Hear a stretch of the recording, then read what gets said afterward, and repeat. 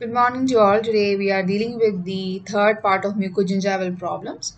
So there is gingival augmentation, coronal to recession, otherwise root coverage procedures. Okay. So understanding different stages and conditions of gingival recession is necessary for the prediction of root coverage procedure. So what is gingival recession? So you already know that is the exposure of root surface by an apical shift in the position of the gingiva. So while seeing this picture, you can know that there are different types of positions. There is different types of recession. So under recession, there can be apparent, there can be actual, and there is hidden type, there is visible type. So what is visible type? As the name indicates, what you are seeing. There is the amount of recessed area. Okay, and the hidden, that is coming under the gingival margin. So that will be the gingival margin to the base of the pocket. Okay. So like that, there is apparent and actual position. Actual position will be that is from the actual recession amount or actual attachment loss. That will be from the CJ. So from the CJ and to the base of the pocket. So this will be the addition of the visible plus hidden. That will be the actual. Apparent will be there is what from gingival level of the crust of the gingival margin. Okay, there is from apparent to the base of the pocket. Okay, so actual position is the level of the coronal end of the epithelial attachment on teeth, and apparent is only the level of gingival margin, what you are seeing here.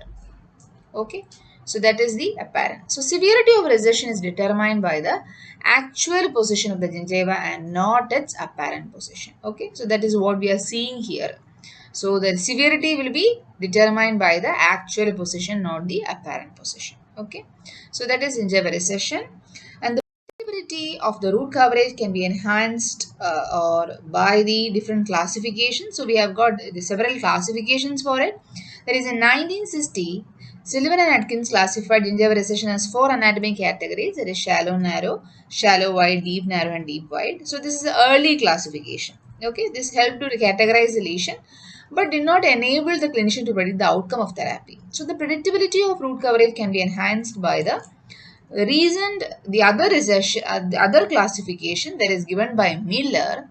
He classified the recession with regard to its breadth and depth in relation to gingival margin and remaining attached gingiva. Okay. He also described the loss of papilla. There is the interdental tissues. So he involved all the gingival margin, attached gingiva, and the interdental tissues. So how it has been classified? The first one is class 1. What is class 1? There is a marginal tissue recession does not extend beyond the mucogingival junction with no loss of interproximal tissue. So here we can expect 100% root coverage. What is class 2? There is a marginal tissue recession that extends to or beyond the mucogingival junction with no loss of interproximal tissue. So here also you can expect 100% root coverage. Whereas class 3, what is class 3? It will be extend to or beyond the mucogingival junction. There will be loss of interproximal tissue or tooth rotation. The interproximal bone is still coronal to the apical extent of the recession. Only 70% root coverage only we can expect here.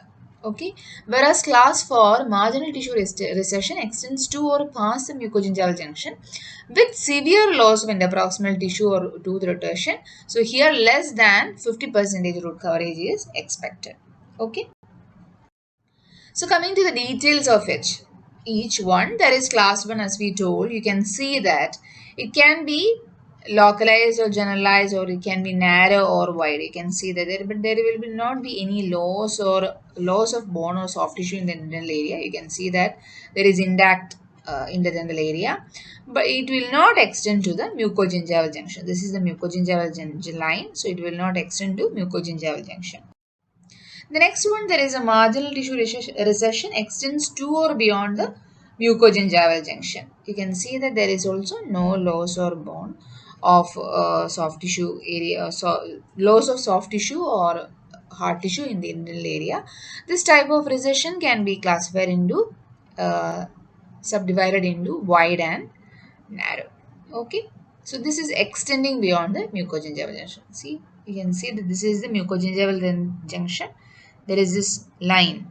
that is demarcates attached gingiva with the alveolar mucosa and it is extending, but there is no loss of interdental tissue. Whereas class 3, you can see that slight rotation can be there, cannot be there, but it will extend to beyond mucogingival junction and there is some amount of so soft tissue and bone loss. Okay, but still it is coronal to the level of recession. Okay. And class 4, you can see that interdental area will go beyond it. That is, it will extend to mucogingival junction and there is severe amount of soft tissue and bone loss. You can see clinically also. So then comes the recent classification, 2017 classification. They modified and they have made into recession type 1, that is RT type 1, RT type 2, RT type 3. So in clinically we are following this type, for clinical findings we are writing 2017 classification for gingival recession, and for outcome of the therapy, for planning the treatment, we are using Miller's classification. Okay, what is recession type 1? That is, they have included interproximal. Mainly they have taken the interproximal area. So that is gingival recession with no loss of interproximal attachment. So there is interproximal CJ is clinically not detectable at both mesial and distal aspects. You can see that both distal and mesial aspects, it is not detectable. That is interproximal CJ is not detectable. So that is class 1, RT type 1. Whereas what is RT type 2, there is some loss of interproximal attachment, but still it is not reached till the buccal attachment loss. So there is, it's still coronal to the buccal attachment loss. Okay, that is recession type 2. And what is recession type 3? That is a gingival recession associated with the loss of interproximal attachment. There will be loss, but it is greater than the buccal attachment loss. Okay, you can see that, see, it is coming apical to the buccal attachment loss. So that is a 2017 classification. So coming to the etiological factors for gingival recession, so it can be classified into predisposing factors and precipitating factors. So always the gingival margin, so discrepancies always follow the position of the teeth in the arch, root bone angle and mesiodistal curvature of the tooth surfaces. So what are the factors that is responsible for it or predisposing it? That is, bone dehiscence can be, that is according to the thickness of the bone, whether it's placed, excessive proclination of incisors and expansion of the arch. These are associated with greater risk of gingival recession. So that can be one of the reason, and tooth malposition, as we told before, thin tissue can be one of the reason, inadequate keratinized gingiva or attached mucosa, and also frenum pull. So what are the precipitating factors that is leading to gingival recession? They are traumatic forces, there is aggressive toothbrushing, habits or choices such as smoking or oral piercing, and then wasting diseases like ablation. Uh, there is a friction from soft tissues. Ablation can be, abfraction can be, okay.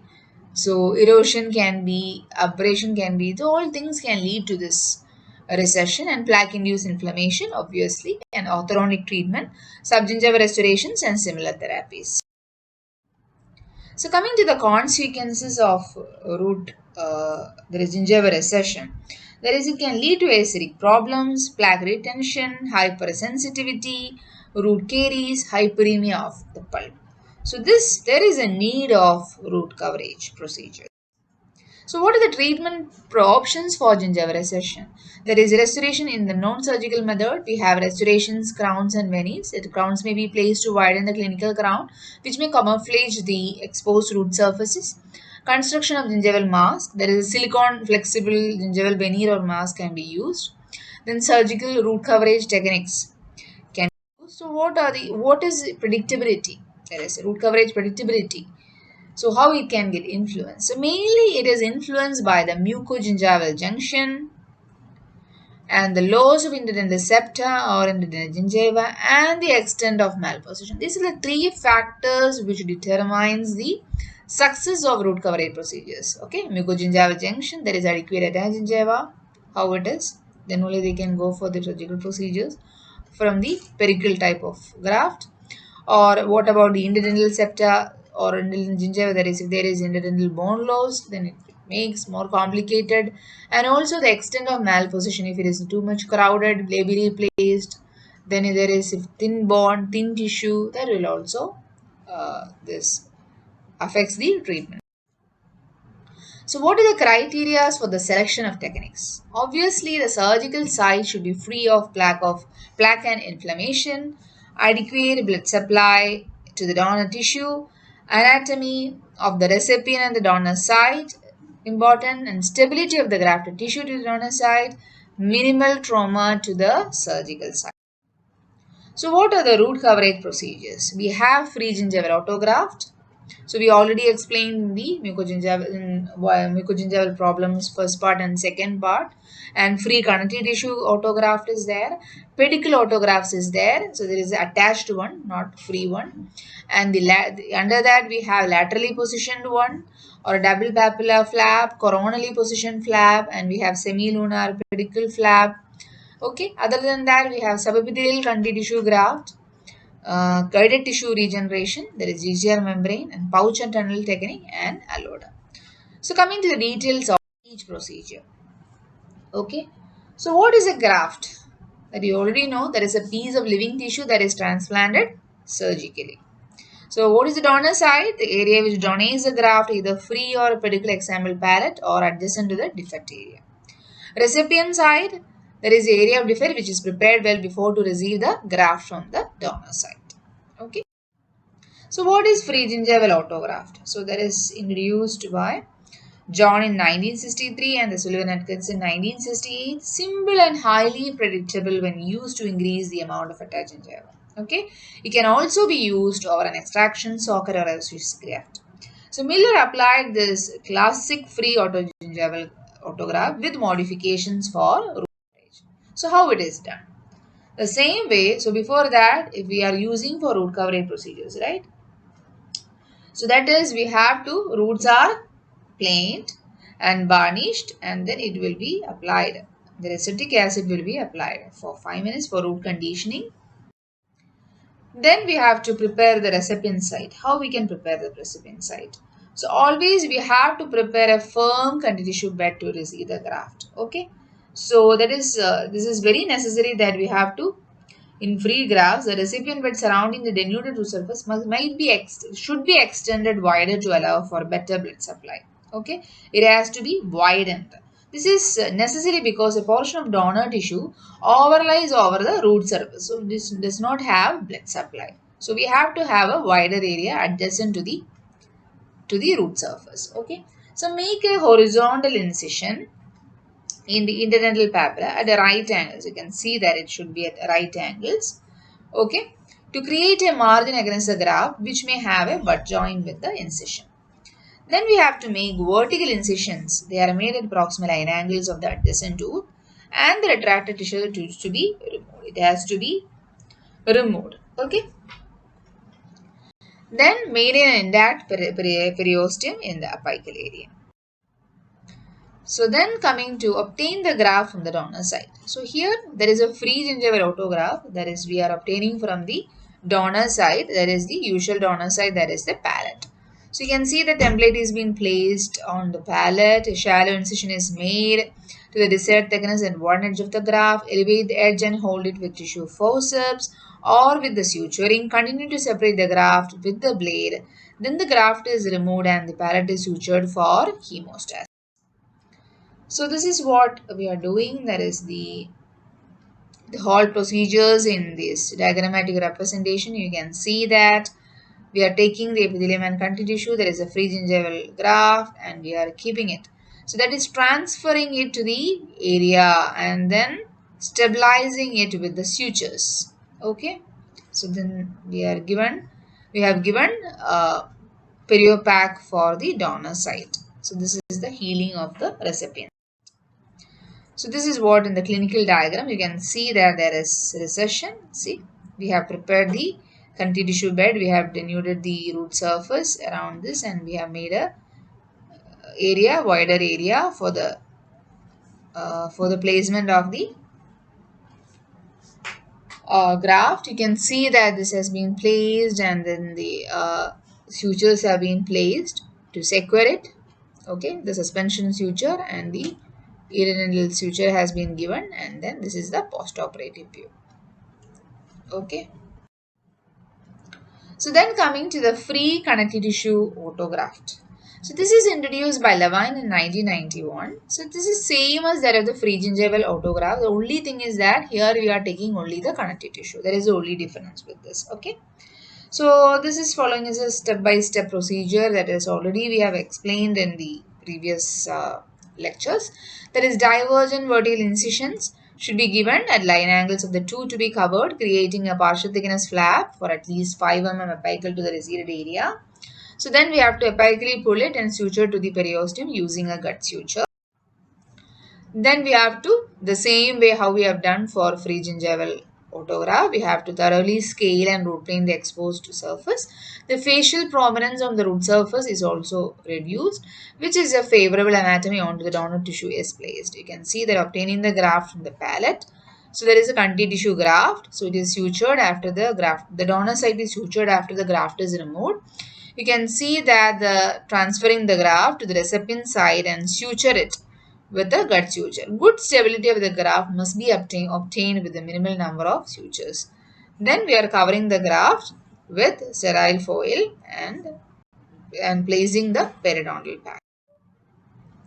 So coming to the another technique, that is a pedicle autograft, which is very important. That is very important for your exam point of view. That is a pedicle autograft, that is the taken attached type of autograft taken from the adjacent area. Okay, so we have several type of techniques. So first one, that is a horizontally displaced flap and laterally displaced. That is laterally we are displacing from the adjacent area. Okay. So this has been described by Group and Warren in 1956, that is used to cover isolated denuded root surfaces that have adequate donor tissue. Only if there is adequate amount of tissue adjacent to the recipient area, only we can go for this pedicle type of autografts. Okay. So adequate vestibular depth also necessary. Adequate attached gingiva and adequate vestibular width. Everything if it is necessary, you can go for lateral displacement. So we are going to these step-by-step procedures. The first one, that is the prepare the recipient site. So this the same way root surface has to be thoroughly scaled and root planed. Then the epithelium will be removed around the denuded root surfaces. The exposed connective tissue will be the recipient side for the laterally displaced flap. So we will be removing just the epithelium. The connective tissue bed will be the area to receive the lateral displaced flap. Okay. So then prepare the donor site. So you can see that we have to prepare the donor site. So how we can prepare? We can make a vertical incision from the gingival margin to outline the flap adjacent to the recipient side. You can see that this has been denuded, and you can make a wider area involving the papillary area also. Then you can make the vertical incision. Okay. So that is what here, that is a preparing the donor side. We are taking the maximum widen area. So the release incision will be given. So it can be of different types. It can be of this type, it can be widened, it can be converged, and then the oblique incision. It can straight like this. So different techniques are there for obtaining the donor site. Okay. So then we will be making a wider area of base, and then we will be transferring the flap. We will be sliding the flap laterally to the adjacent root and fixed with interrupted sutures. Okay, then we will protect the flap and donor side with aluminum foil and a soft periodontal pack. Okay, always the periodontal tissue of the donor side should have a satisfactory width of attaching wire without dehiscence or fenestration in the bone. So that is more important. So it can be a full thickness or partial thickness flap may be used, but the lateral one is preferable. Always you can see that all like partial thickness is more advantageous. Otherwise it will be leading to like a risk of loss of facial bone in relation to the donor side. So we will avoid that. So always we will prefer for partial thickness flap. Okay. So then coming to the next, there is, you can see the clinical picture how it is done. You can see that the epithelium has been excised. You can see that the scaled and root plane and epithelium has been excised, and we are preparing the connective tissue bed. And then we are making the incisions here involving the papilla also, and then we are transferring. transferring to the other area. You can see that here it is. This the its epithelium and conti tissue has been transferred to the other area. So it should be placed flat and be firm without excess tension on the base. So that is why we are making a releasing incision. There should not be any tension here. Okay. Then this suspensory suture, we will be giving interrupted sutures, and also suspensory suture may be used around the involved to prevent the flap from slipping by killing. Okay. So there are different variant techniques for making the incision, as we told before with the schematic diagrams. Okay, you can see that the oblique vertical incision or oblique incision will be given distal to the adjacent side. Okay, so this is the healing period. You can see that this is the healing period, and here also epithelium has been formed, and here also healing has been done. So coming to the indications, contraindications, advantages and disadvantages. So what are the indications? You know that sufficient width, length and thickness of keratinized tissue should exist adjacent to the area of gingival recession. You can go for lateral pedicle. Coverage of the exposed root is limited to only 1 or 2 teeth. That is more important. Very isolated type of recession, isn't it? And then this method is more suitable for root coverage in gingival recession with a narrow mesiodistal dimension also. What are the contraindications? Insufficient width and thickness of keratinized tissue in the adjacent donor side, extremely thin bone in the donor side, or an osseous defect such as dehiscence or fenestration. Definitely you cannot go for lateral pedicle graft. Gingival recession are extremely protrusive.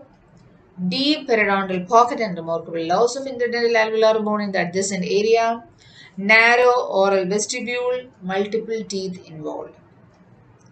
Then coming to advantages, one surgical area. Yes, definitely one surgical area. Blood supply of the pedicle flap is covering the root surface is preserved. Postoperative color is harmony with the surrounding tissue. Disadvantages applicable for relatively minor gingival recession. That is what it is limited to only 1 or 2 teeth, and success rate is not high. Okay. So we have another variant of pedicle flap, that is double papilla flap. So double papilla flap attempts to cover roots that is renewed by isolated gingival defects with a flap formed by joining the contiguous halves of the adjacent internal papilla. So you can see that that is we are not taking from one side, we are taking from both sides, both adjacent, from mesial and distal. So the advantage is that if you are having there is less amount of tissue from one side, you can make use of from both sides. Okay, but disadvantage is that you can see that the interdental area, the blood supply will be hampered, isn't it? The advantage is that we will be getting tissues from both sides if there is not enough adequate attached gingiva on one side of the adjacent area. You can take from both sides. Okay, so that is if sufficient width of attached gingiva is there is the step one is 2 vertical incision extending beyond mucogingival junction. So there is a first step. You have to make 2 vertical incisions extending beyond mucogingival junction. Then you can make there should be trapezoid type. It should be oblique incisions. Okay, 2 vertical incisions should be oblique to the line angles. Then we have to have a crevicular incision, raise the mucoperiosteal flap. Then we have to have the scaling and thorough scaling and root planing of the surface. Place the flap coronal to the treatment level. So we have to place the flap coronal. Then we are sliding up towards the coronal area. You can see that, see, it is coronally displacing and it is covering here. So there should not be any tension. So you can have a releasing incision here, and both sides you can give a releasing incisions, oblique incision. Then suture it to the sides and the interdental area. Then you have to give periodontal dressing, and this is the post healing site. Okay. So if there is insufficient width of attached gingiva, what we can do? We have to have 2 stages. So we have to create first the width of attached gingiva, and then only you can go for it. Okay. So that is, we have to have free gingival autograft to increase the width of attached gingiva. So this creates several millimeters of granite attached gingiva apical to the denuded root. Then after 2 months later, you can go for the second stage operation will be performed to coronally reposition the flap. Okay. So always you have to think that the same procedure, vertical incision should be given, and it should be, then we have to make a bed for it. That is, internal bevel incision should be made from gingival margin to the bottom of the pocket to eliminate the disease pocket. If there is any pocket depth, you have to eliminate that pocket there, and then you have to coronally displace it. Okay, so that is coronally displaced. Then coming to the next technique, there is the next variant, there is the semilunar flap. That is by Tarnow has described semilunar coronally position flap. This is a very simple procedure, but this can be only indicated in recession of less than 3 mm of the facial gingival biotype is thick. So if there is minimal amount of recession, and if the facial gingival biotype is thick, then you can go for it. Okay, so how it is done? So here you can see that there is a mild amount of recession. You can see that the gingiva is also available. So this is a mild recession. You can go for a semilunar incision. There is a semilunar incision will be given which follows the curvature of the gingival margin, ending 2 to 3 mm short at one tip of the tip of the interdental papilla. You can see the next picture. See, this is a semilunar incision. This will be 2 to 3 mm away from the interdental papilla. Okay. Then we have to make the clavicular incision to made to split the incision. Okay. This has to split the incision, and then the tissue will collapse coronally, covering the denuded root. So this you have to push it down coronally, and hold the tissue is moist goes for few minutes. You can see that. See, this technique is very simple and predictably provides 2 to 3 mm of root coverage. So it can be performed several adjoining teeth. Okay, if it is the same case for multiple teeth, you can do for all the teeth together. So the technique is indicated for areas the recession is not extensive than 3 mm, and the facial gingival biotype should be thick. So mainly it is successful for maxillary anterior region. Okay. So that will be more advantages for anti-region. So this is semilunar. So what are the advantages of it? No tension on coronal migration of the semilunar flap, no narrowing of the oral vestibule, good aesthetics you can always achieve because it is the height of internal papilla is preserved, because no incision is made to the internal areas also, flap suture and periodontal dressing not necessary. Okay, that is also more comfortable, right? And simple surgical procedure and minimal surgical time, minimal post-operative discomfort, applicable to minimal gingival recession across multiple teeth. Disadvantages are not applicable in cases of extreme gingival recession. Thick keratinized gingiva necessary for adequate thickness of creating partial thickness flap. Where an osseous dehiscence or a fenestration exists apical gingival recession area, you cannot go for it, isn't it? What are the indications? That is maxillary anterior teeth and premolars with 2 to 3 mm recession can be done as a complementary procedure for small areas of recession, remaining after other procedures for root coverage. It is applicable especially in cases where free autogenous gingival grafts or continuous tissue grafts are performed because thick keratinized gingiva can be used. Okay. So coming to the subepithelial continuous tissue graft. So out of this is very important. This can be asked as a separate question. That is subepithelial continuous tissue graft. So this is described by Langer in 1985. This is indicated for larger and multiple defects with good vestibular depth and gingival thickness to allow a slit thickness to be elevated. Okay, so here we should have thickness, adequate thickness of attached gingiva and also vestibular depth. Why we should need to do split thickness flap. Okay, the donor continuous tissue is sandwiched between the split flap. So we will move into the procedures. The first procedure is step 1, that is raise a partial thickness flap with a horizontal incision 2 mm away from the tip of papilla and 2 vertical incisions 1 to mm away from the gingival margin of the adjoining teeth. So you can see that See, you can see that this is the area where we have to do the partial thickness flap. You can see that. Okay. So this is the recession area. So we are not involving the interdental area. So we will be removing the tissue without disturbing the interdental area. So this is a horizontal incision we are making 2 mm away from the tip of papilla, and two vertical incisions of 1 to 2 mm wide are made from the gingival margin of the adjacent tooth. Okay. So this incision should extend at least one tooth wider mesiodistally, okay, than the area of gingival recession. So extend the flap to mucogingival fold. We have to extend it. Okay.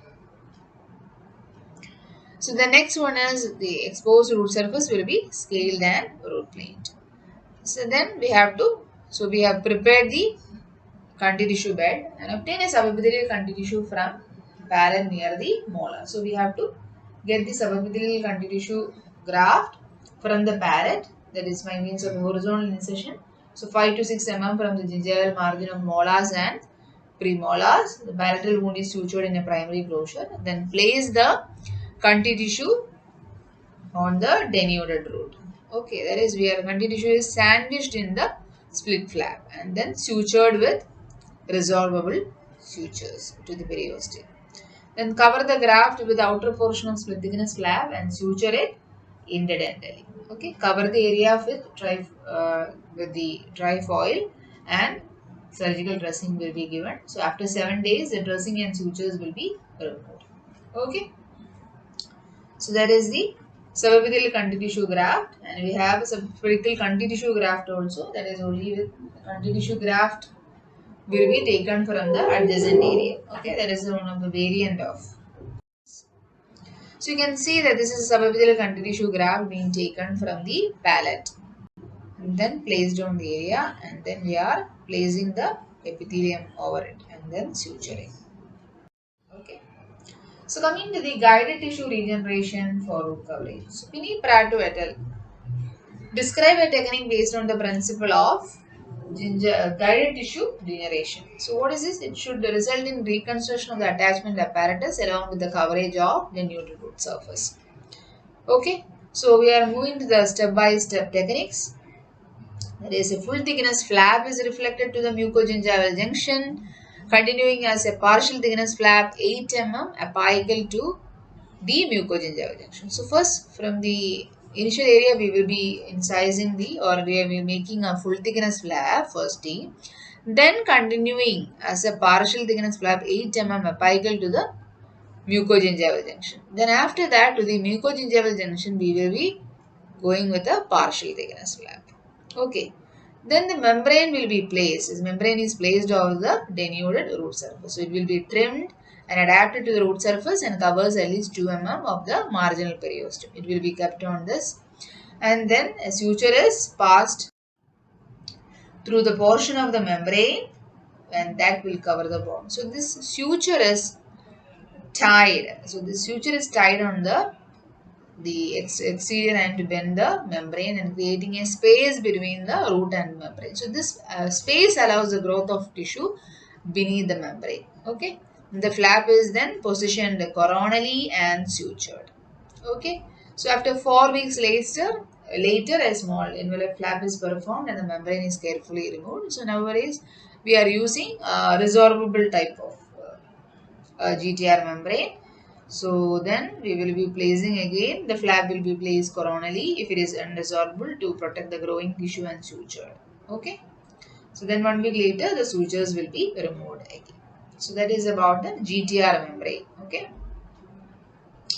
So GTR technique is better when the recession is greater than for its advanced level of recession you can go for GTR. So then coming to the pouch and tunnel technique. What is pouch and tunnel technique? As the name indicates, it is something like making a pocket inside and making a tunneling method, right? So it is also referred to as a coronally advanced tunnel technique also. So main advantages is to minimize incisions. So provide abundant supply to the donor side. Pouch allows intimate contact of donor tissue to the recipient side. Aesthetic improvement, good results with maxillary anterior with sufficient vestibular depth. So this technique is especially effective for the anterior maxillary area in which vestibular depth is adequate and there is a good gingival thickness.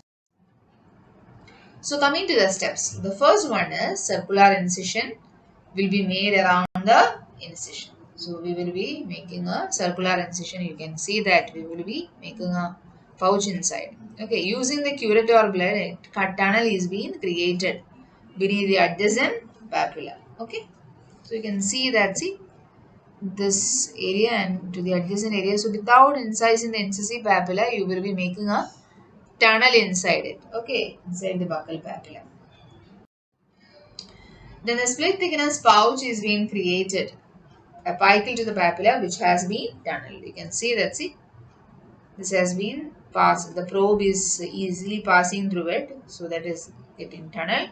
So conduit tissue derived from the palate. So we will be deriving the conduit tissue from the palate and this will be placed inside the pouch through sutures. So with the sutures it will be inserted inside. Okay, with a portion of covering the denuded surface, then we suture the flap by placing it more coronally. Okay, you can see that this is the deriving conduit tissue we are placing inside, then we are pulling down and then suturing it. So this is the post-operative view. Okay. So this method you can use it. Allodum also can be placed for this soft tissue grafting for this pouch and tunnel. So what are the indications? Soft tissue augmentation, multiple adjacent gingival recessions, lack of graftable palatal tissue, patient reluctant to have a second surgical site, correction of gingival or mucosal amalgam tattoos. We can go for allodum placement. For tissue augmentation, you can see that allodum, the same way how we are creating pouch and tunnel technique for conti tissue, we are placing the allodum instead of conti tissue. That's it. So then periodontal dressing will be given. So coming to the conditions necessary for successful root coverage. So appropriate case selection is very important. There should not be no loss of an dental papilla and dental alveolar bone adjacent to gingival recession. So if there is bone loss, there is not only, so we have to go for the flap technique, not the root coverage procedure alone will not help to correct it. Okay. So sufficient internal papilla should be there adjacent to the gingival recession area. Sufficient blood supply ensured. Root surface covered with thick donor tissue. Donor tissue adapted closely to the recipient sites and suture. Dead space between the donor site and tissue and the recipient site will interfere with circulation. No severe decay or abrasion on exposed to root. What are the criteria for selecting the procedure? Recipient site. Whether gingival recession is limited to one tooth or extends to multiple teeth. Degree of gingival recession, amount and thickness of existing keratinized gingiva in the area of recession. Relationship between the height of adjacent internal papilla and gingival recession. Whether the area of recession protrudes radially from the dental arch. The relationship between gingival recession area and the smile line. Whether restorative or post-orthodontic treatment after root coverage is necessary. Donor site. Whether the area adjacent to gingival recession can be used as a donor site. There is depending on the amount of keratinized gingiva, thickness of keratinized gingiva, size of adjacent dental papilla, thickness of the alveolar bone covering the donor tissue, thickness of palatal soft tissue used as donor tissue. So criteria for the successful root coverage. The gingival margin is on the CJ. In class 1, class 2 gingival recession, you can go for root coverage procedure, and if the depth of gingival sulcus is within 2 mm and there is no bleeding on probing, there is no inflammation, nothing, there is no hypersensitivity, color match with adjacent tissue is aesthetically harmonious. So these are the summary of all the techniques and you can go through it, the methods and its indications. Okay, this will help you to find out the technique, the appropriate technique for each case. Okay. So treatment options for various clinical conditions also being given here. Okay. So conclusion, various techniques are available for root coverage. Blood supply is the most significant concern behind all procedures.